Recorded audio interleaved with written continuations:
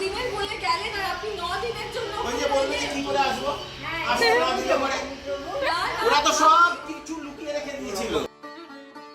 জয় জগন্নাথ সকলকে। আজকের এই বৃষ্টিমুখর দিনটি হলো অতি পবিত্র উল্টো রথের দিন। আর আজকের এই বিশেষ দিনে আমরা বাড়িতে পুজোর আয়োজন না করে বাইরে কি করছি এটাই ভাবছেন তো? আমরা কিন্তু এসেছি প্রভু জগন্নাথেরই একটা বিশেষ কাজ নিয়ে। প্রভুদের তো গুন্ডিচা মন্দিরে গিয়ে 9টা দিন কেটে গেল। এদিকে জগন্নাথ প্রভুর গৃহকর্ত্রী মা লক্ষ্মী স্বয়ং যে তার উপর প্রচণ্ড ক্ষিপ্ত রয়েছেন এই বিষয়ে প্রভু একেবারেই উদাসীন। আর মা লক্ষ্মী রাগ করবেন নাই বা কেন? রথযাত্রার পঞ্চম দিনে অর্থাৎ হেরা পঞ্চমীতে মাতা স্বয়ং গিয়েছিলেন গুন্ডিচা মন্দিরে প্রভুর সঙ্গে দেখা করতে। প্রভু জগন্নাথ দেখা তো করলেনই না, উল্টে কি না মন্দিরের কপাট বন্ধ করে দিলেন মায়ের মুখের ওপরে। মাতা লক্ষ্মীর এতদিনের এত অভিমান পুঞ্জীভূত হয়ে এবার পৌঁছেছে তার অন্তিম পর্যায়ে। উল্টো রথের পর প্রভু জগন্নাথ যখন আবার শ্রীমন্দিরে ফিরবেন তখন কিন্তু মাতার এই অভিমানের সম্মুখীন তাকে অবশ্যই হতে হবে। এতদিন যখন গুন্ডিচা মন্দিরে ছিলেন তখন এই বিষয়ে প্রভু ছিলেন খুবই উদাসীন, কিন্তু এখন যখন ফেরার সময় হয়েছে তখন কিন্তু প্রভুর মনেও একটা ভয় কাজ করছে। তার স্ত্রীও যে ঐশ্বর্যের দেবী, কাজেই তার মান ভাঙাতে যে কি আনা যায় সেটাই হলো চিন্তার বিষয়। তাই তো প্রভু বিশেষভাবে আমাদেরকে পাঠিয়েছিলেন মাতা লক্ষ্মীর জন্য 1 হাঁড়ি মিষ্টি মিষ্টি রসগোল্লা আনতে। আবার যার মান ভাঙানো হবে তিনিও হলেন স্বয়ং মা লক্ষ্মী, কাজেই যেমন তেমন রসগোল্লা আনলে তো চলবে না। তাই জন্যই তো আমরা 2 বোনে গিয়েছিলাম শ্যামবাজারের চিত্তরঞ্জন মিষ্টান্ন ভাণ্ডারে। আমার খাওয়া বেস্ট রসগোল্লা কিন্তু পাওয়া যায় এই দোকানে। কাজেই স্বয়ং মা লক্ষ্মীর মানভঞ্জনের জন্য রসগোল্লাও আমরা এখান থেকেই আনালাম। অপূর্ব সুন্দরভাবে সুসজ্জিত হয়ে মা লক্ষ্মী এখন বিরাজ করছেন আসনে, অপেক্ষা করছেন প্রভুদের শ্রীমন্দিরে ফেরার। ইতিমধ্যে আমাদেরও কিন্তু রথ সাজানো হয়ে গেছে। প্রভুরা গুন্ডিচা মন্দির অর্থাৎ আমাদের মামা বাড়ি থেকে এসে বিরাজিত হবেন এই রথে। আমরাও বিকেল বেলায় রেডি হয়ে চলে গেলাম মামা বাড়িতে নিয়ে আসতে প্রভুদেরকে। আসার পথে আবার খুব সুন্দর 2খানা রথের শোভাযাত্রাও চোখে পড়ল। মনটা একদম জুড়িয়ে গেল এত সুন্দর রথ দেখে। ইতিমধ্যে আমরা বাড়িতে ফিরে দেখি প্রভুদেরকে স্বাগত জানানোর জন্য বিরাজ দাদু আগে থেকেই সেখানে উপস্থিত। এর আগে আপনাদেরকে জানিয়েছিলাম যে প্রভুরা 2025-এ পুরী থেকে আমাদের সাথে এসছেন। তার এখনও 1 বছরও কিন্তু পূর্ণ হয়নি।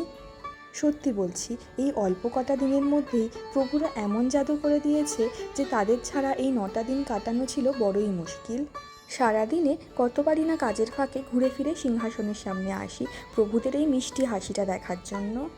কিন্তু প্রভুরা যখন তার মাসির বাড়িতে ছিলেন সেই 9টা দিন যতবারই সিংহাসনের সামনে এসছি আর এই চর্মচক্ষু দিয়ে প্রভুদের দর্শন করতে পারিনি ততবারই মনটা যেন উদাস হয়ে যাচ্ছিল। আজ যখন অবশেষে উল্টো রথের দিনে প্রভুরা তার বাড়িতে ফিরেছেন তখন যেন আমাদেরও ধরে প্রাণ ফিরেছে। আর আমাদের মতো তুচ্ছ মানবেরই যখন এরকম অবস্থা হচ্ছে প্রভুদের বিরহে, তখন মাতা লক্ষ্মী কতটাই না কষ্ট পেয়ে থাকবেন। তাই তো এই দিব্য মানবিমানের পালাটিও খুব সুন্দরভাবে অনুষ্ঠিত হয় পুরীতে। আমরা যাকে উল্টো রথ বলি অর্থাৎ প্রভুদের গুন্ডিচা থেকে শ্রীমন্দিরে ফেরা, সেটাকে ওখানে বলা হয় বাহুড়া যাত্রা।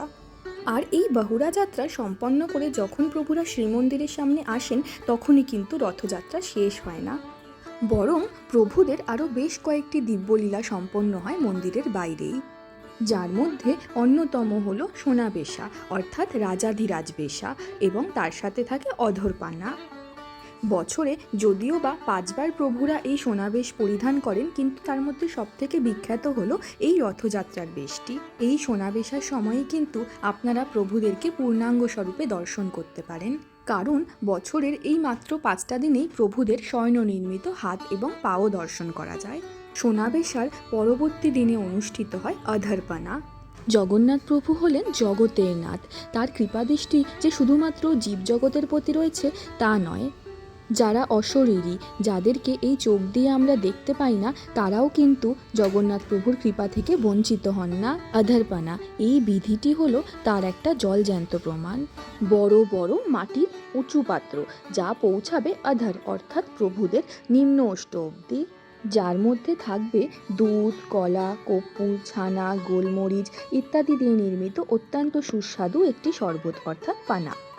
যেই মুহূর্তে এই পানাগুলি প্রভুদেরকে নিবেদন করা হয়ে যাবে, সঙ্গে সঙ্গে এই পাত্রগুলোকে ফেলে দেওয়া হবে আর সমস্ত পানা রথ বেয়ে ছড়িয়ে পড়বে মাটিতে। ঠিক এই সময় রথের নিচে ভূত পিশাচ অশরীরী যারা বহু যুগ ধরে বহু কষ্ট করছে, মুক্তি লাভের আশায় রয়েছে, তারা এই পানাটিকে গ্রহণ করেই মুক্তি লাভ করেন। এই প্রসাদ কিন্তু সাধারণ মানুষের গ্রহণযোগ্য নয়। বলুন তো, এমন কোনো ভগবান দেখেছেন যার কৃপাদৃষ্টি কিনা এত সুদূর প্রসারিত, যার আওতায় কিন্তু শুধু আমরা মানুষেরা না, অশরীরীরাও আসে। আধারপানা সম্পন্ন হওয়ার পরবর্তী দিনে অর্থাৎ বহুরা যাত্রার তৃতীয় দিনে এবার প্রভুরা শ্রীমন্দিরে প্রবেশ করবেন। যত যত এই সময়টা এগিয়ে আসে, জগন্নাথ প্রভুর মুখেও কিন্তু একটা ভয়ের এবং চিন্তার ছাপ স্পষ্ট দেখা যায়।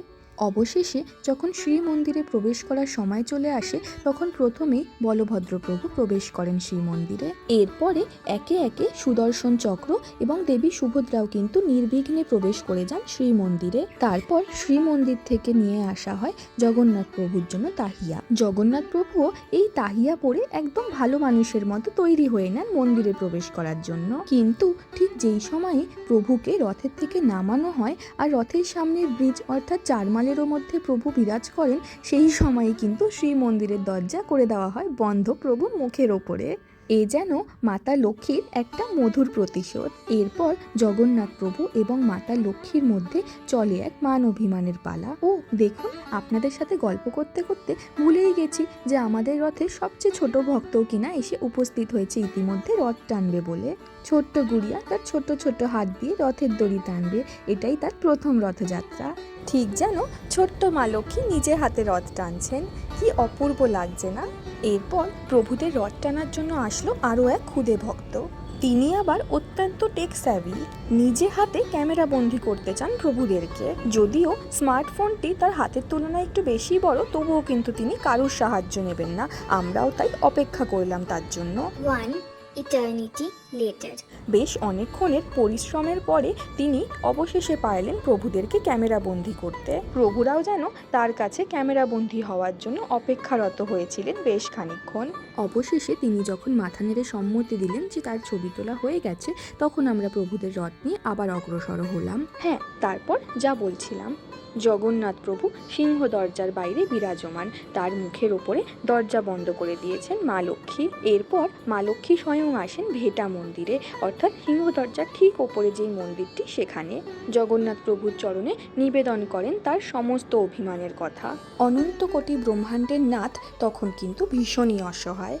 তার প্রেয়সীর কাছে তিনি নিবেদন করেন যে তার বড্ড ঠান্ডা লাগছে, বহুদিন তিনি 56 ভোগও গ্রহণ করেননি, কৃপা করে দেবী যাতে তাকে শ্রীমন্দিরে আসার অনুমতি দেন। ইতিমধ্যে আমাদের প্রভুরাও উল্টো রথ সম্পন্ন করে চলে এসছেন বাড়ির একদম বাইরে। কিন্তু এত সহজে যে প্রভুদেরকে ভেতরে ঢুকতে দেওয়া হবে না, তাই তো মা লক্ষ্মী এখন চলেছেন তার অভিমানের কথা প্রভুকে নিবেদন করার জন্য। জগন্নাথ প্রভু মাতা লক্ষ্মীর প্রতি যে অন্যায়টা করেছেন, তার জন্য আমি ছিলাম সহমর্মী এবং আমি ছিলাম সম্পূর্ণরূপে মাতা লক্ষ্মীর পক্ষে। ভাবলাম আজ তো মাতা লক্ষ্মীর হয়ে জগন্নাথ প্রভুর সাথে কোমর বেঁধে ঝগড়া করব। এই মতো দুটো দলে আমরা ভাগ হয়ে গেলাম। লক্ষ্মী একাই থাকবে না, লক্ষ্মীর ভারী কম। না প্রভু, আপনি একদিনের বলে গেলেন আর আপনি 9 দিনের জন্য ওই যে বলবে যে কি করে আসবো, আসবো না দিলে পরে না, ওরা তো সব কিছু লুকিয়ে রেখে দিয়েছিল। আপনি আমাকে কথা মানে দিয়ে এত গেলেন। খাওয়া দাওয়ার ব্যবস্থা, আমন্ত্রণ, ওখানে ছেড়ে কি করে আসবো? না, আমি আপনার অর্ডার দিনে আমাকে ছেড়ে আপনি 9 দিন ওখানে থাকলেন, আমার কথা মনেও পড়লো না। মা লক্ষ্মী তোমার জন্য এনেছি, এবার আর রাগ করেন, আমায় ঢুকতে দাও, এবার আমাকে ঢুকতে দাও। ঠিক আছে, এবার নেক্সট বার থেকে যেন আমাকে নিয়ে যাবেন প্রভু, আমাকে ছাড়া যাবেন না, আপনাকে ছাড়া যে আমি থাকতে পারি না।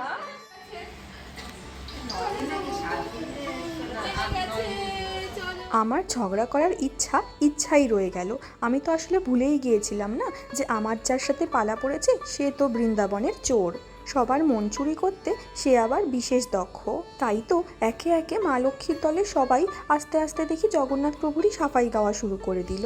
আর অবশেষে অতি দক্ষতার সাথে জগন্নাথ প্রভুর মা লক্ষ্মীর মানভঞ্জন করেই ফেললেন। আহা, কি অপূর্ব সুন্দর লাগছে দুজনকে একসাথে। এতদিনের এই দীর্ঘ বিরহই বোধহয় আরও বেশি মধুর করে তুলেছে এই মিলনকে। আপনারাও কিন্তু অবশ্যই মিষ্টিমুখ করুন। এরপরে আমার মা প্রভুদেরকে বরণ করে নিয়ে ঘরে তুললেন। এভাবেই সম্পন্ন হলো আমাদের এই বছরের উল্টো রথযাত্রা। এতদিনের এই দীর্ঘ মধুর লীলার পর প্রভুরাও কিন্তু অত্যন্ত ক্লান্ত। চলুন প্রভুরা এবার তাহলে বিশ্রাম করুক। আপনাদের সঙ্গে দেখা হবে আবার পরবর্তী ব্লগে। জগন্নাথ প্রভুর অশেষ কৃপাময় দৃষ্টি যেন আমাদের সবার উপর থাকে। জয় জগন্নাথ।